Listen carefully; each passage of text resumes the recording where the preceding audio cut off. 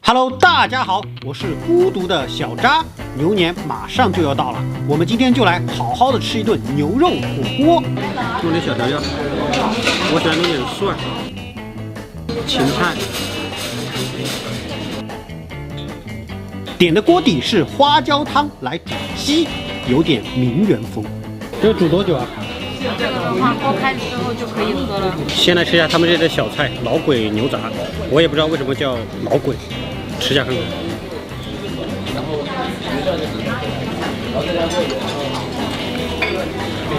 材料看起来是蛮扎实、蛮地道的，但是味道哑光光了，普普通通。卖的也不贵，68差不多啊，就是无功无过的一道牛杂吧。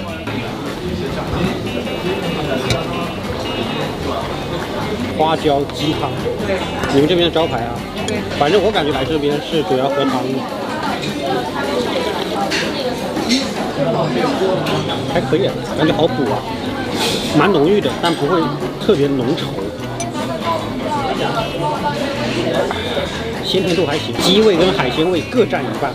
因为我喝这种鸡的这种花椒汤，现在不是很多嘛，很多地方挺腻的，喝到后面齁的不行。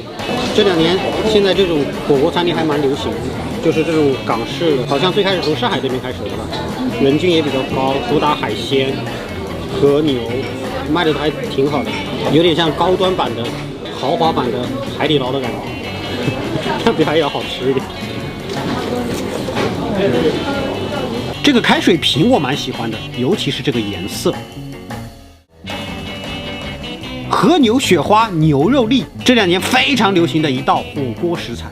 这个要煮多久啊？3分钟左右。吃一下和牛粒，先纯饮，什么都不蘸，还是蘸一下吧。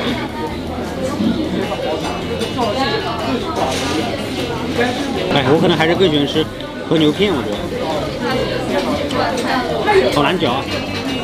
其实我一直觉得牛肉粒是一个很尴尬的存在，就是拿来炒是很好吃，拿来煮火锅，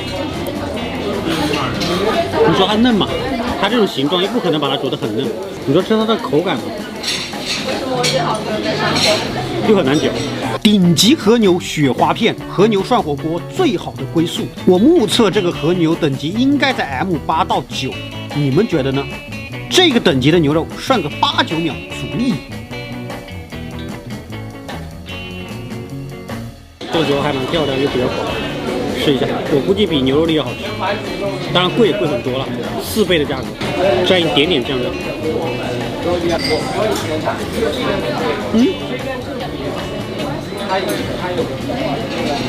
好吃太多了，又嫩又有口感，又有油脂的香气，哇，好吃好吃！再来一顿。涮火锅呢，不管是和牛也好，黄牛也好，潮汕牛肉也好，还是切片吧，相信我。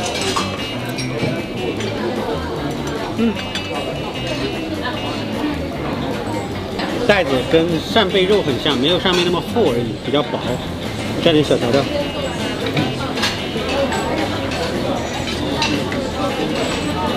肉感跟扇贝一模一样，但是毫无鲜甜味，有点食之无味的感觉，即使我蘸了调料。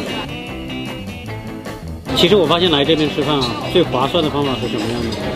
是多来些人，先把那个很贵的汤底给分掉，喝完，然后再倒高汤涮火锅，因为他们那个汤底小份的就要398。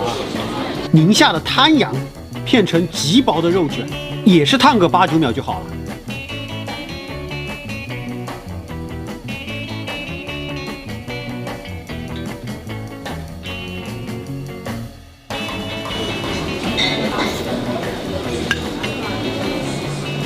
还可以，羊肉味很浓，但是不会腥，不会骚，还不错的。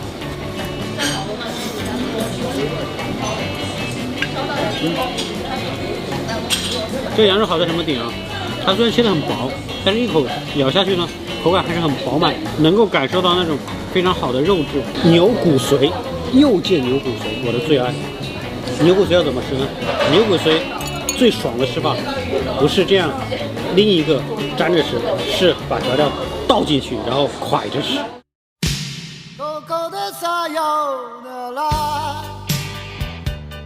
Oh my god！ 我这个吃法值得夸，口感丰富，鲜美香滑，新鲜的骨髓并不比和牛差。口感太好了，牛骨髓没有味道，我可以原谅它，因为牛骨髓呢，只要不腥就非常棒了。我这几天每天都吃那条鱼。我喜欢这个口感和这个香气。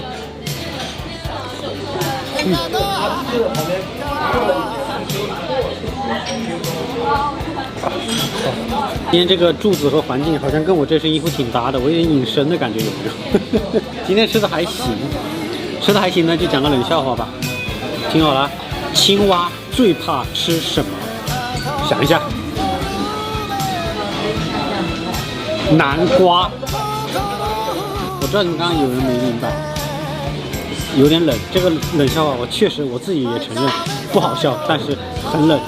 觉得冷的就扣个1吧，谢谢。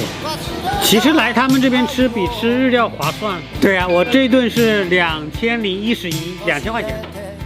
日料的话一个人。这家高空火锅店如果只是来约会的话，非常 OK。